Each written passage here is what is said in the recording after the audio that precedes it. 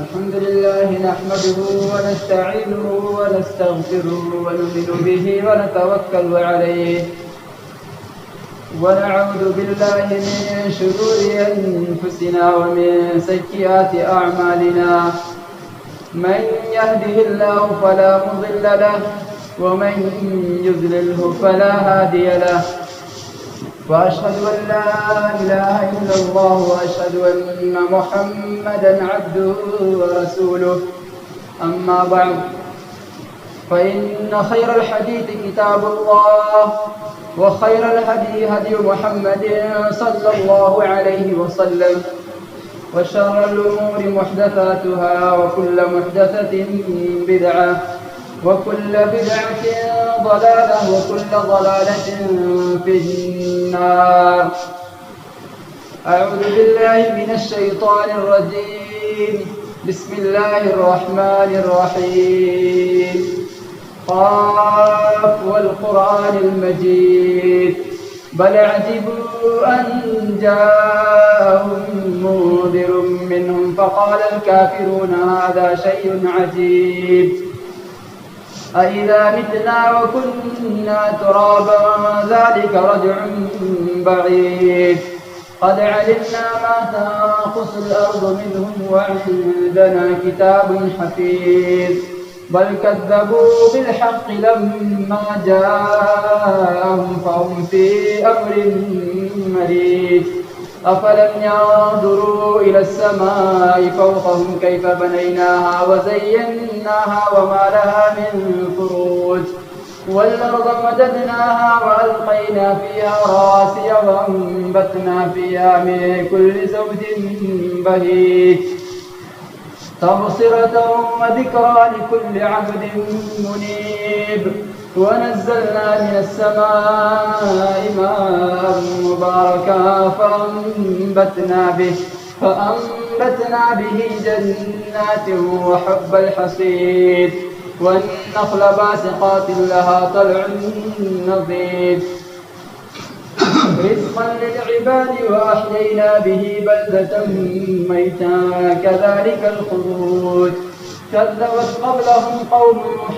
وأصحاب الرس وثمود وعاد وفرعون وإخوان لوط وأصحاب الأيكة وقوم تبع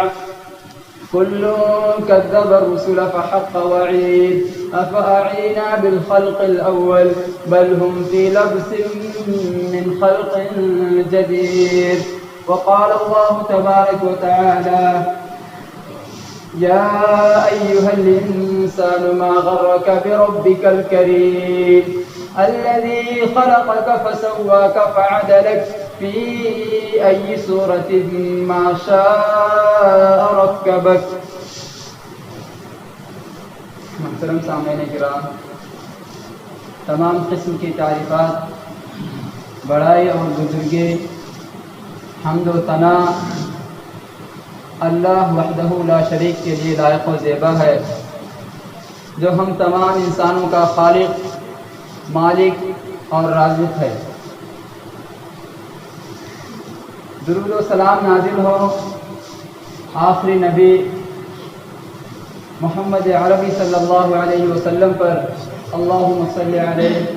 اللہم بارک علیہ۔ معزز سامعین کرام، بارہا آپ لوگوں نے سنا ہوگا اور آپ کو معلوم بھی ہے کہ اللہ رب العالمین نے ہم تمام لوگوں کو کسی مقصد کے تحت پیدا کیا ہے۔ ہر مسلمان کو اس مقصد کو جاننا چاہیے۔ ویسے کئی خطبوں میں آپ نے سنا ہے، اور اگر نہ معلوم ہو تو آج ذہن نشین کر لیجئے کہ اللہ رب العالمین نے آپ کو کیوں پیدا کیا ہے۔ تو آئیے قرآن مجید سے جاننے کی کوشش کرتے ہیں۔ اللہ تعالیٰ نے ارشاد فرمایا وَمَا خَلَقْتُ الْجِنَّ وَالْإِنسَ إِلَّا لِيَعْبُدُونَ کہ اے دنیا کے لوگوں، اے پوری انسانیت، سب کے سب سن لو کہ ہم نے جنات اور انسان کو اپنی عبادت کے لیے پیدا کیا ہے۔ اللہ تعالیٰ نے ارشاد فرمایا کہ ہم نے جنوں کو بھی اور انسانوں کو بھی بلا کسی تفریق کے کہ آیا وہ انسان غیر مسلم ہے، مسلمان ہے، مسلمانوں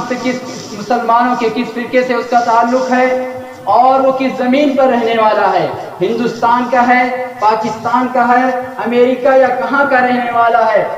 کچھ اس سے سروکار نہیں ہے، بلکہ پوری انسانیت کو اللہ رب العالمین نے اس لیے پیدا فرمایا لیعبدون، تاکہ یہ تمام کے تمام لوگ اللہ کی عبادت کریں، اس کی بندگی کریں اور اس کے سامنے اپنے سر تسلیم کو خم کر دیں۔ عبادت کا معنی و مفہوم کیا ہے؟ عبادت کسے کہتے ہیں؟ اب یہ سمجھنا ضروری ہے۔ صرف اللہ رب العالمین نے اس آیت کے اندر اس مقصد کو واضح کر دیا کہ میری عبادت کریں۔ کیا عبادت میں صرف نماز ہی داخل ہے؟ کیا عبادت کا مقصد صرف روزہ ہی رکھنا ہے؟ کیا عبادت کا مطلب یہ ہے کہ ہم نے زکوٰۃ اگر ہم صاحب نصاب ہیں تو ادا کر دیں بس ہم بری الذمہ ہوں گے؟ کیا عبادت کا مطلب صرف اور صرف حج کر لینا ہے اگر استطاعت ہے، یا کلمہ طیبہ لا الہ الا اللہ کا اقرار کر لینا ہی کافی ہے؟ زندگی کے تمام موڑ پر، زندگی کے ہر گھڑی میں، ہر لمحے میں اپنی زندگی کو قرآن و سنت کے مطابق گزارنا یہی عبادت ہے، اور اسی مقصد کے تحت اللہ رب العالمین نے ہم میں سے ہر شخص کو پیدا کیا ہے، خواہ وہ بچہ ہو، وہ جوان ہو، وہ بوڑھا ہو، اسے اپنی زندگی کا مقصد بھولنا نہیں چاہیے۔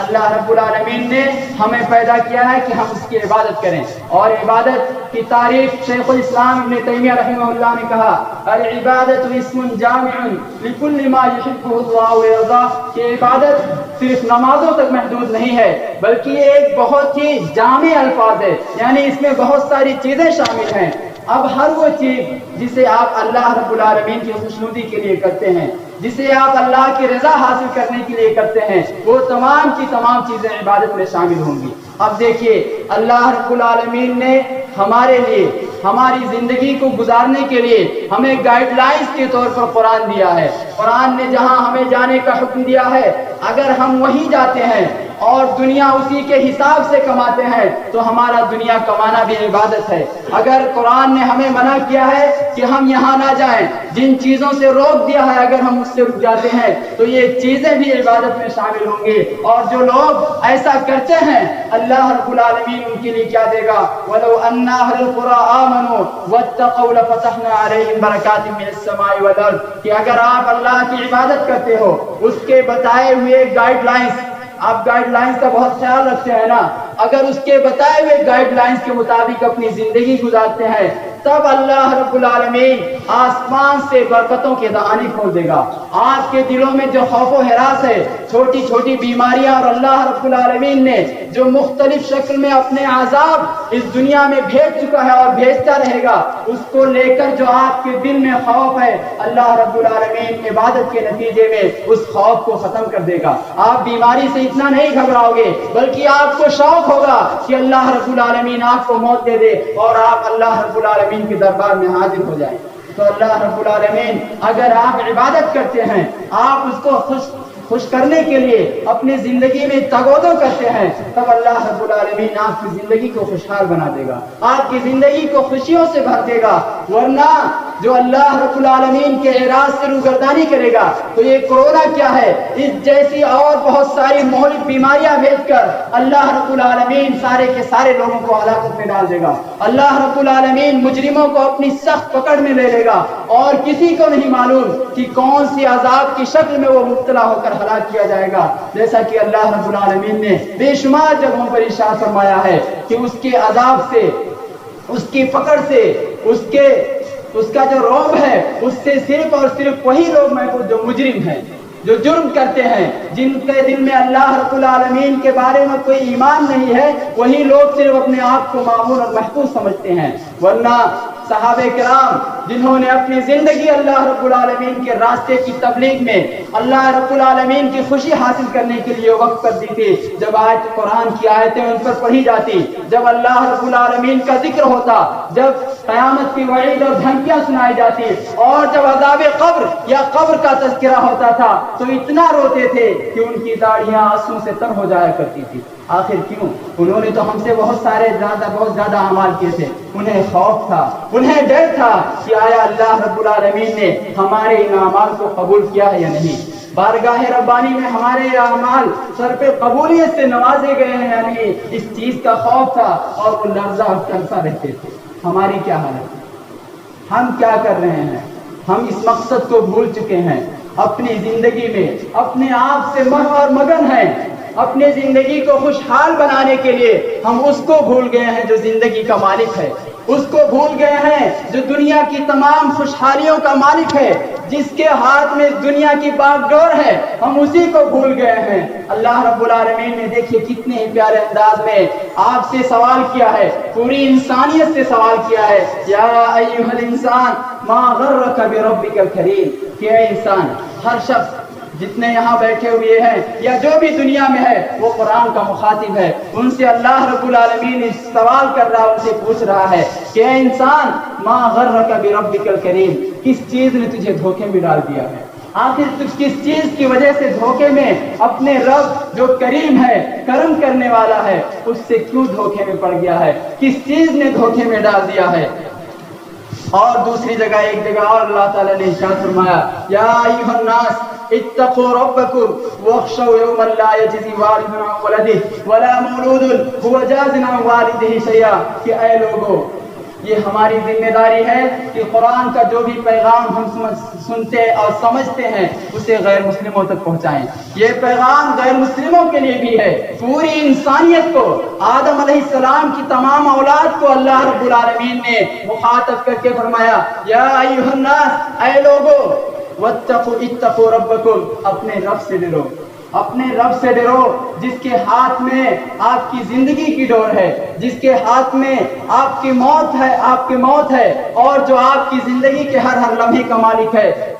وَاخْشَوْا يَوْمًا، اور اس دن کا بھی خوف اپنے دل میں رکھو، لا يَوْمًا يَجْزِي وَالِدٌ عَنْ وَلَدِهِ، جس دن کوئی باپ اپنے بیٹے کی طرف سے کوئی فائدہ نہیں پہنچا سکے گا، کسی باپ کی سفارش اس کے بیٹے کے حق میں قبول نہیں کی جائے گی، یہاں تک کہ اللہ رب العالمین اس کو اجازت دے دے۔ کوئی باپ کل قیامت کے دن کسی بیٹے کو فائدہ نہیں پہنچا سکے گا، ولا مولود هو جاز عن والدہ شیئا، اور نہ ہی بیٹا اپنے باپ کو فائدہ پہنچا سکے گا کہ یہ باپ کل دنیا کی زندگی میں جب تک زندہ تھا ہماری بہتری کے لیے کوشش کرتا رہا، اس نے حلال و حرام میں تمیز نہیں کی، اس نے عبادات نہیں کی، روزہ بھی چھوڑ دیا، نماز بھی چھوڑ دیا، اللہ رب العالمین کے اس گھر سے اس نے انحراف کیا، تو کل بیٹا اگر یہ سوچ لے کہ لاؤ میں اپنے ابو جان کے لیے انہیں تھوڑا سا فائدہ پہنچا دوں، اللہ رب العالمین سے سفارش کر دوں، تو قرآن سنیے، ولا مولود هو جاز عن والدہ شیئا، کہ اس دن کوئی بیٹا بھی اپنے باپ کو کوئی فائدہ نہ پہنچا سکے گا۔ ان وعد اللہ حق، اے لوگو سنو، اللہ رب العالمین نے جو وعدہ کیا ہے وہ سچا ہے۔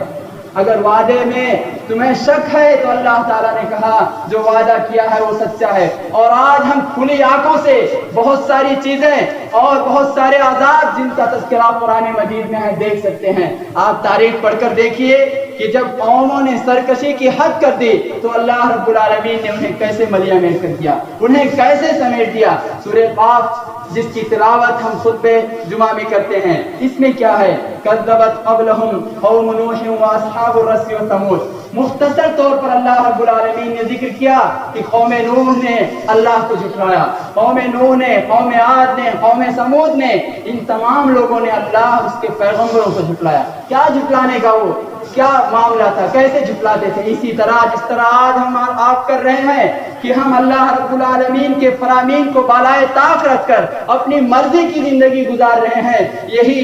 چیز وہ لوگ بھی کیا کرتے تھے۔ پھر کیا ہوا؟ فَأَمَّا ثَمُودُ فَأُهْلِكُوا بِالطَّاغِيَةِ وَأَمَّا عَادٌ فَأَرْسَلْنَا عَلَيْهِمْ رِيحًا صَرْصَرًا، طرح طرح کے عذاب اللہ تعالیٰ نے بھیجے، کسی کو اکھاڑ دیا،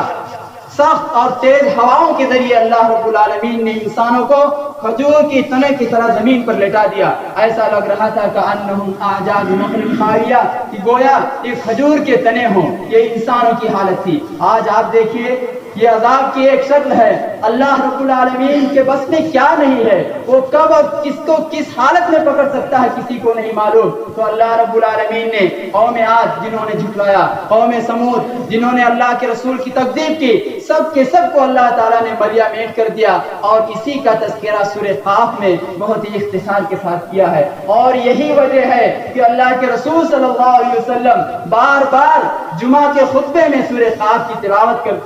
کیا کرتے تھے. کیوں؟ کیونکہ وہ لوگ عربی سمجھتے تھے, عربی زبان جانتے تھے. آج مسلمان اس کی کوشش نہیں کرتا ہے. ہم نے اس سے پہلے کے خطبہ جمعہ میں آپ سے یہ کہا تھا کہ یہ قرآن نازل اس لیے ہوا ہے لیدبروا آیاتہ, تاکہ آپ اس کی آیتوں میں غور و فکر کریں, اس کے معنی و مفاہیم کو سمجھیں. لیکن افسوس ہم دنیا میں مشغول ہیں. ان بچوں کے لیے اپنی دنیا اور آخرت دونوں تباہ کر رہے ہیں جو کل قیامت کے دن مرنے کے بعد ہمیں ذرہ برابر فائدہ نہیں پہنچا سکتے, جو ہمارے لیے کچھ بھی نہیں کر سکتے. تو اللہ کے رسول اللہ تعالیٰ ارشاد فرماتا ہے ان وعد اللہ حق, جتنی وعیدیں آپ اس منبر سے سنتے ہیں کل وہ آپ کے ساتھ ہو کر رہیں گے.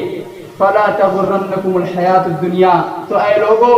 اے دنیا کے لوگوں, دنیا کی زندگی تمہیں دھوکے میں نہ ڈال دے. یہ اللہ تعالیٰ کہہ رہا فلا تغرنکم الحیات الدنیا, کہ تمہیں دنیا کی زندگی دھوکے میں نہ ڈال دے. ولا یغرنکم باللہ الغرور, اور نہ ہی تمہیں کوئی دھوکے میں ڈالنے والی چیز اللہ سے دھوکے میں ڈال دے. آج یہی ہو رہا ہے نا, ہم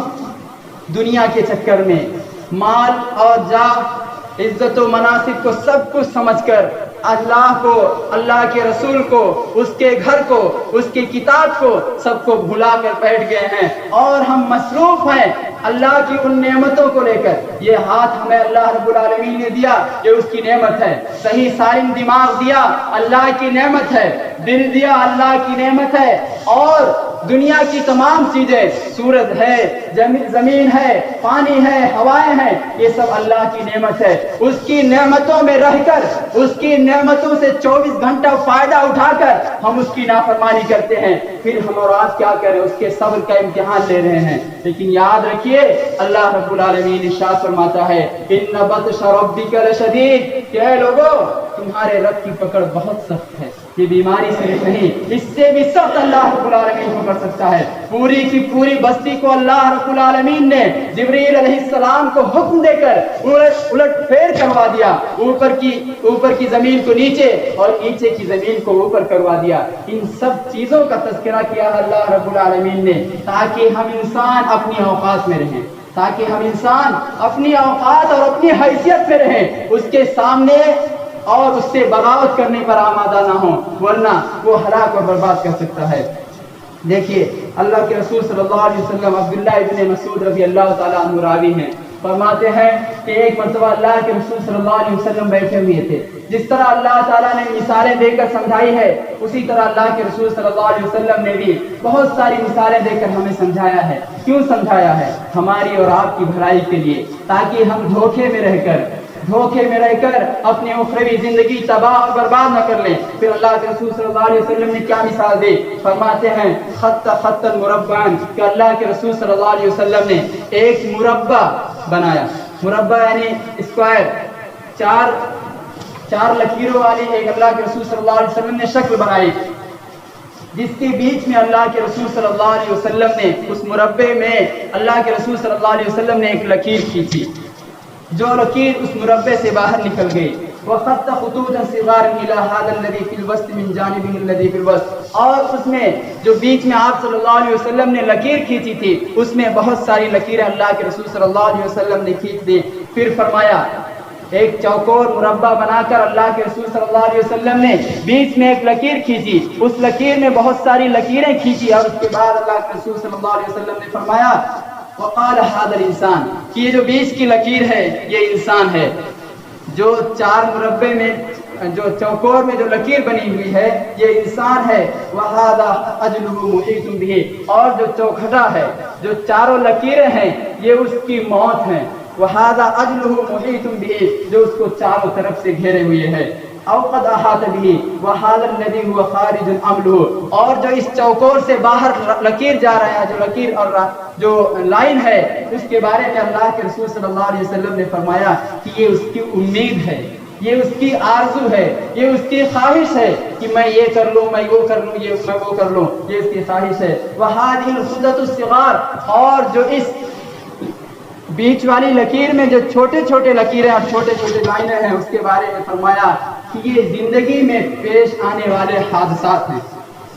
اور زندگی میں جو بھی انسان کرتا ہے، جو بھی مصیبتیں لاحق ہوتی ہیں یا کچھ بھی ہے، وہ ہے کہ وہ انسان کو پیش آتی رہتی ہیں۔ فَإِنْ أَخْطَأَهُ هَذَا نَحَشَهُ هَذَا، یہ حادثات اور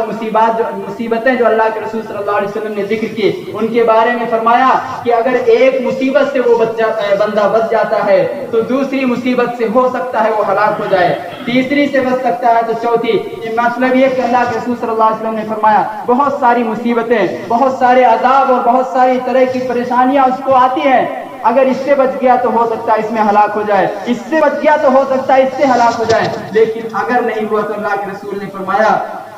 ہادہ نحشہ ہادہ، آخر میں وہ اس چوکھٹے سے باہر نہیں جا سکتا، اور وہ چوکھٹا وہ مربع کی شکل کا جو ہے وہ موت ہے، وہ موت اس کو پکڑ لے گی، اس کو جکڑ لے گی اور قبر کے اندھیرے میں پہنچا دے گی، لیکن اس کی امیدیں اور اس کی آرزویں ختم نہیں ہوگی۔ یہ بہت ہی واضح، بہت ہی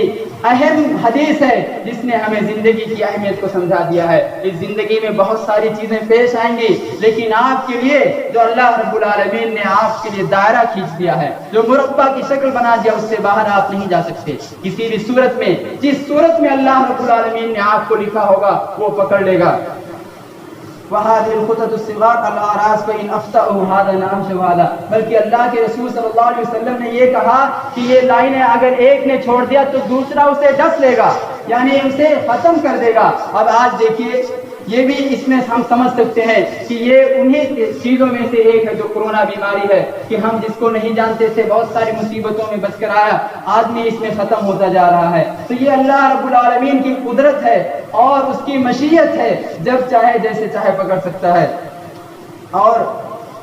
اللہ کے رسول صلی اللہ علیہ وسلم نے، اللہ تعالیٰ نے قرآن مجید میں منافقوں کا تذکرہ کیا ہے کہ وہ کل قیامت کے دن جب مومنوں کو اللہ تعالیٰ نور دے دے گا، یعنی انہیں نور سے بہت ہی اندھیرا ہوگا، وہاں اللہ رب العالمین انہیں نور سے نوازے گا اور یہ لوگ محروم ہوں گے، تو وہ کل قیامت کے دن ینادونہم الم نکن معکم، ہمیں اور آپ کو ان آیتوں پہ غور کرنا چاہیے اور دعا مانگنی چاہیے کہ اللہ رب العالمین ہمیں ان لوگوں کی صفوں میں شامل نہ کرے، بلکہ اعمال کریں کہ آپ مومنوں کی صف میں شامل ہوں۔ کیا کہیں گے؟ ینادونہم الم نکن معکم، وہ کل قیامت کے دن مومنوں کو پکاریں گے، کیا ہم آپ کے ساتھ نہیں تھے؟ کیا ہم آپ کے ساتھ عیدگاہ میں عید کی نماز نہیں پڑھتے تھے؟ کیا ہم تمہارے ساتھ مسجدوں میں حاضر نہیں ہوا کرتے تھے؟ قالوا بلا، وہ لوگ کہیں گے کیوں نہیں، ولکنکم فتنتم انفسکم، لیکن تم نے اپنے آپ کو فتنے میں ڈال رکھا تھا، تم حقیقت میں اللہ رب العالمین کو اللہ نہیں مان رہے تھے، اس کی قدر کما حقہ نہیں کر رہے تھے، صرف جمعہ کے جمعہ مسجدوں میں حاضری لگایا کرتے تھے، صرف رمضان کے مہینے میں اللہ کی عبادت کیا کرتے تھے، باقی 11 مہینوں میں منمانی کیا کرتے تھے۔ وَلَكِنَّكُمْ فَتَنْتُمْ أَنفُسَكُمْ فَتَرَبَّصْتُمْ وَارْتَبْتُمْ، اور تم انتظار کرتے تھے کہ ہم دیکھیں یہ لوگ جو اللہ والے ہیں، جو نماز پڑھتے ہیں، کہ ان کے ساتھ کوئی خصوصی معاملہ ہو رہا ہے، کہ اللہ تعالیٰ انہیں کوئی چیز اسپیشل دے رہا ہے۔ ان ساری چیزوں کو تم دیکھتے تھے کہ ان کے ساتھ کیا ہو رہا ہے۔ وَارْتَبْتُمْ، اور تم اللہ کی آیتوں میں شک کیا کرتے تھے۔ جب علماء حضرات مولانا یہاں سے خطاب کر کے تمہیں فرماتے تھے کہ نماز پڑھو، روزہ رکھو اور نیکیاں کرو، ورنہ تمہیں جکڑ لیا جائے گا، پکڑ لیا جائے گا، تو تم شک کرتے تھے۔ ایسا تو ہم نے نہیں دیکھا، بہت سارے لوگ اپنی طبعی موت مر رہے ہیں، زندگی گزار کر وہ لوگ مر رہے ہیں، ایسا تم سمجھتے تھے۔ فَتَرَبَّصْتُمْ وَارْتَبْتُمْ وَغَرَّتْكُمُ الْحَيَاةُ الدُّنْيَا، اور وہ یہ بھی جواب دیں گے کہ تمہیں دنیا کی زندگی نے دھوکے میں ڈال دیا تھا، تمہیں چند پیسوں نے، اس دنیا نے جسے سب کو چھوڑ کر جانا ہے، اس نے دھوکے میں ڈال دیا تھا۔ وَغَرَّتْكُمُ الْحَيَاةُ الدُّنْيَا، اور تمہیں اس دنیا کی زندگی نے دھوکے میں ڈال دیا تھا، لہذا ہم تمہاری کچھ بھی مدد نہیں کر سکتے، کوئی کچھ بھی نہیں دے سکتا۔ ویسے تو اللہ رب العالمین اختیار نہیں دے گا، لیکن وہ لوگ جواب دیں گے، اللہ تعالیٰ نے یہ بتا دیا ہے تاکہ ہم اور آپ اس دنیا میں ہوشیار رہ کر اچھے اعمال کر لیں، تاکہ کسی کے محتاج نہ ہوں۔ یعنی اللہ تعالیٰ نے جو ہم سے سوال کیا ہے کہ کس چیز نے تمہیں دھوکے میں ڈال دیا، تو ابن جوزی رحمہ اللہ نے کہا ہے کہ اعجب الاشیاء اختراع الانسان بالسلامہ، کہ سب سے جو تعجب خیز چیز ہے، سب سے تعجب خیز دھوکہ جو ہے جس میں انسان مبتلا ہے، وہ یہ ہے، سلامتی ہے۔ وہ یہ سمجھتے ہیں کہ ہم اللہ کے عذاب سے محفوظ ہیں، وہ یہ سمجھتے ہیں کہ حکومت نے جو گائیڈ لائن جاری کیا ہے، جو ہدایات دی ہیں، سینیٹائزر اور ماسک لگا کر ہم اللہ کے عذاب سے محفوظ رہیں گے، وہ یہ سمجھتے ہیں، یہ بھی دھوکہ ہے۔ تو سب سے تعجب خیز جو دھوکہ ہے انسانوں کے لیے، امام ابن جوزی نے فرمایا بالسلامہ، کہ انسان یہ سمجھتا ہے کہ وہ محفوظ ہے، وہ اپنے احتیاطی تدابیر کر کے اللہ رب العالمین سے بغاوت کرے، اس کی زمین پر اس کی نعمتوں کا لطف لے کر اس کے فرامین کو بالائے طاق رکھ دے، اللہ رب العالمین کے عذاب سے اپنے آپ کو محفوظ سمجھے، تو وہ سب سے بڑے دھوکے میں ہے، وہ سب سے بڑے خسارے میں ہے۔ وَتَعْمِيلُهُ الْإِصْلَاحُ فِيمَا بَعْدَ، اور دھوکہ یہ بھی ہے کہ انسان مؤخر کر دے،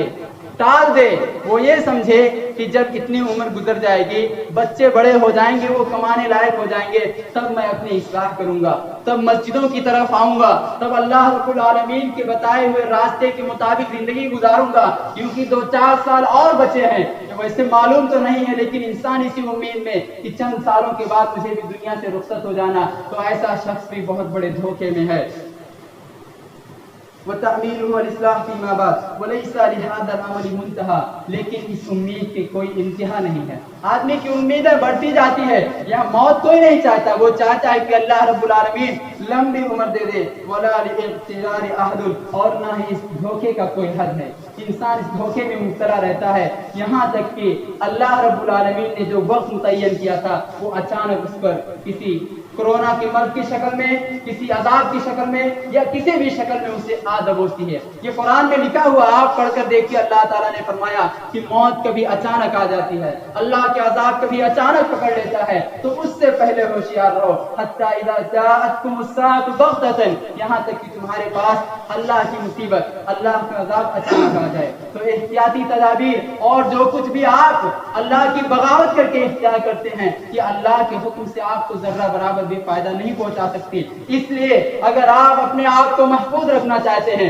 اپنی زندگی خوشگوار بنانا چاہتے ہیں، اور کل آخرت کے میں جہاں تمام انسانوں کا مجمع ہوگا اپنے آپ کو رسوائی سے بچانا چاہتے ہیں، تو کیا کیجیے، وَمَا خَلَقْتُ الْجِنَّ وَالْإِنسَ إِلَّا لِيَعْبُدُونَ، کہ اللہ رب العالمین کی عبادت کیجیے، اس کے بتائے ہوئے راستے کے مطابق زندگی گزارے، اور کوئی مشکل کام نہیں ہے۔ آخر میں چند آیتیں جنہیں اللہ رب العالمین نے پورے انسانیت کو مخاطب کر کے کہا ہے، انہی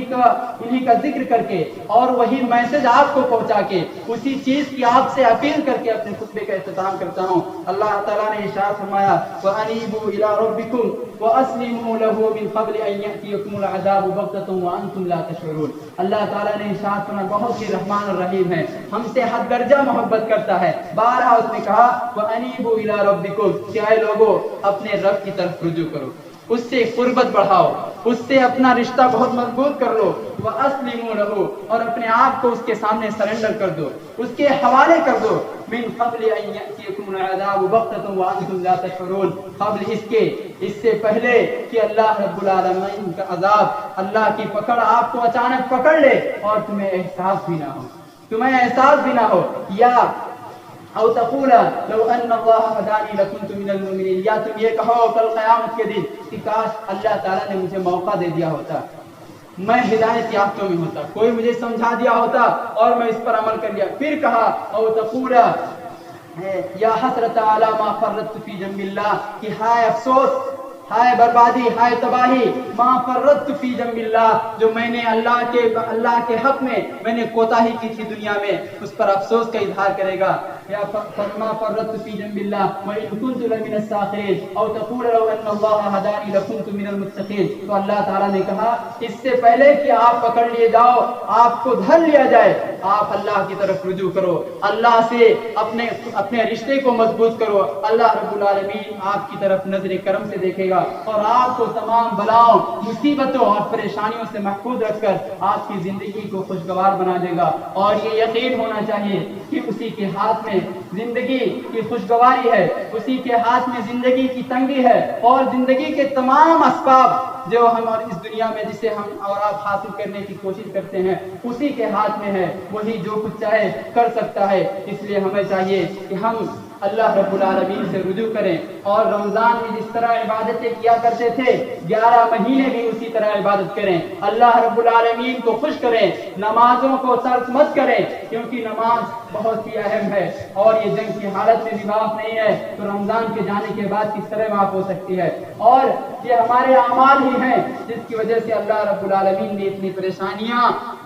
اس دنیا میں بھیج رکھی ہے جو ہم اور آپ کھلی آنکھوں سے دیکھ رہے ہیں، اور جس سے شاید ہر انسان باخبر ہے۔ اللہ رب العالمین سے دعا ہے کہ اے بار الہ ہم تمام لوگوں کو اس عذاب سے عبرت لینے اور انابت اللہ کی توفیق عطا فرمائے، آمین۔ اے اللہ، ہم نے جو رمضان میں عبادتیں کی تھی، قرآن کی تلاوتیں کی تھی، قیام اللیل کیا تھا، اب ہمیں اس بات کی توفیق دے کہ ہم اس کی قبولیت کے لیے تیرے بارگاہ میں حاضر ہو کر دعا مانگیں۔ اے اللہ، ہمیں پکا اور سچا صحیح معنوں میں مسلمان بنا دے، جس طرح صحابہ کرام مسلمان تھے۔ اے اللہ، ہمارے دلوں میں اسلام کی محبت اور ایمان کو جاگزی فرما۔ اے اللہ، ہم میں سے جو بھی مسلمان پریشان حال ہیں، مقروض ہیں، یا کسی بھی طرح کی پریشانی میں مبتلا ہیں، تو انہیں ایمان کی روشنی دے کر اپنے بارگاہ میں بلا کر ان کی غیبی مدد فرما۔ اے اللہ، ہم تمام لوگوں کو صحیح زیادہ سے زیادہ اچھے اعمال کرنے کی توفیق عطا فرما، تاکہ کل قیامت کی کل قبر کے جب ہم اتارے جائیں تو کسی کے محتاج نہ رہیں۔ اے اللہ، ہمیں اس دنیا میں اپنی زندگی اور آخرت دونوں کو سنوارنے کی توفیق عطا فرما، آمین۔ ربنا تقبل منا انك انت السميع العليم وتب علينا انك انت التواب الرحيم۔